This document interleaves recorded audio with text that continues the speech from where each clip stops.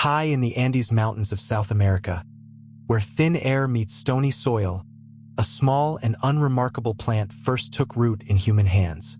More than 7,000 years ago, the people of the Lake Titicaca region learned to coax food from its swollen underground stems.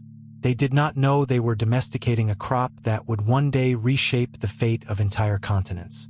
To them, it was simply survival, a way to wring nourishment from a harsh and unforgiving land. The wild ancestors of the potato were bitter and often toxic, yet generation after generation, farmers selected the gentler tubers, breeding hardiness and flavor into a plant that thrived where wheat and corn could not. By the height of the Inca Empire, the potato had become a foundation of life, stored through long winters as freeze-dried chuno, trampled and dried beneath the cold mountain sun.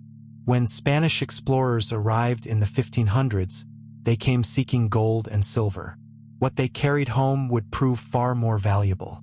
Aboard returning ships, the strange earth apple crossed the Atlantic and entered a Europe that did not know what to make of it. For decades it was regarded with suspicion, dismissed as food fit only for the poor, the imprisoned, or the livestock in the fields. Some feared it caused disease. Others refused to eat anything that grew hidden in the dirt. Yet slowly, hunger softened resistance. Rulers and reformers began to see what the plant could offer.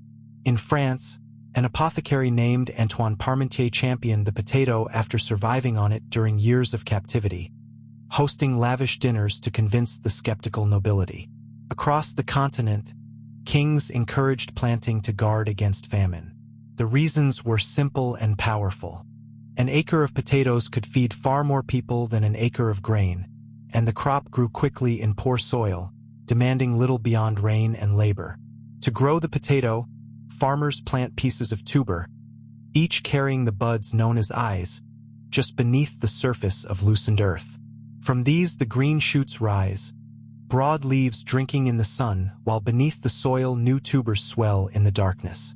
As the plants mature, farmers heap soil around the stems, protecting the growing crop from light that would turn it green and bitter. When the leaves wither and die back in late season, the harvest begins. For centuries this was backbreaking work. Families bent low with forks and bare hands, lifting the pale tubers from the cool ground. Today great machines roll across vast fields, lifting and sorting thousands of pounds in an afternoon. The potato fed the engines of change. In the 1700s and 1800s, as Europe's population swelled, the reliable harvest helped sustain the workers crowding into growing cities.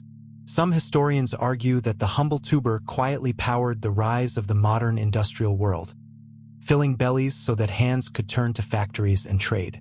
But dependence carried a terrible risk. In Ireland, where millions relied almost entirely on a single variety, a water mold arrived in the 1840s and blackened the fields. The Great Famine that followed killed roughly 1 million people and drove 1 million more across the seas in search of survival. It was a brutal lesson in the danger of trusting too much to one crop. From that sorrow came hard-won wisdom about diversity and resilience in the food we grow. Today, the potato stands among the most important crops on Earth, ranking behind only rice, wheat, and corn. Farmers harvest hundreds of millions of tons each year, across more than 100 countries, on nearly every continent. China and India now lead the world in production, a remarkable journey for a plant born in the mountains of Peru. Scientists preserve thousands of varieties in seed banks and high mountain fields, guarding the genetic treasure that ancient farmers first created. The potato has even traveled beyond our world, grown in experiments aimed at feeding astronauts on long voyages to come.